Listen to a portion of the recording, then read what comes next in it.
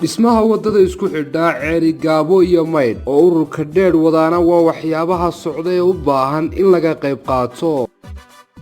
dhismaha wadooyinku waa halbowlaha leeyahay muwaadin ka qayb qaado dhismaha wadada tabca taariikhdu qarin mayso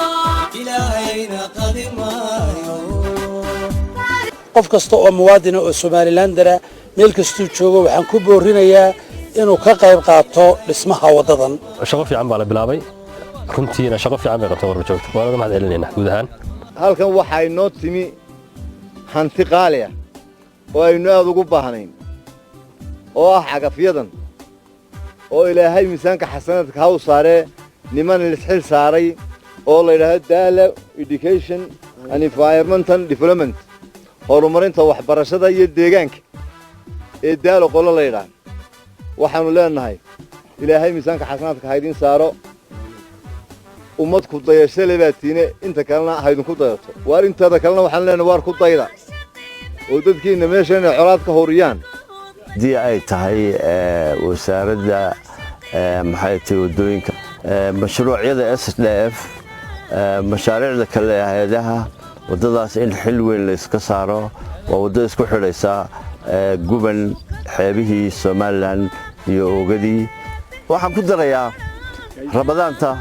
gaadiidka wadada gobolka Sanaag baan leen dhamaan wasaaradda waxbarashada waxaan leeyahay dadka macallimiinta waxaan leeyahay wasaaradda waxbarashada waxaan leenahay ardayda in wax loo saaro wadadaas oo ay loogu tabarco ciidamada sidoo kale waxaan leenahay ciidanka wax loo saaro bishi wax looga gooyo dadka deegaanka gobolka Sanaag inay ka qayb qaataan dhamaantood ganacsatada dadka deegaanka inay wadada wax ku darsadaan wasadaqada shirkadaha isgaarsiinta sidoo kale ma dhamaan dadka markaa qurba joogta ganacsatada Soomaaliland u dhalay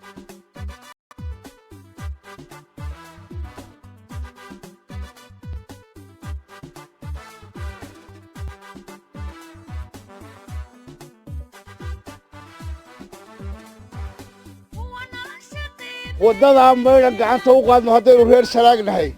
mid ma jarafad keena iyo mid macadaad keena iyo mid bahal daamurkii keena war fadhiga laga kaco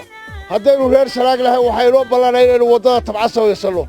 xeeb la'aan baa laynagu dhaafay wada la'aan baa laynagu dhaafay waxa aynu haysano cidina ma haysato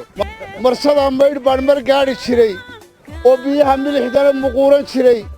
oo kalluunka macaan ka miisan jiray maydh baan rabaa xagaan u mar maanta nasiib wanaag waxaanu la kulannay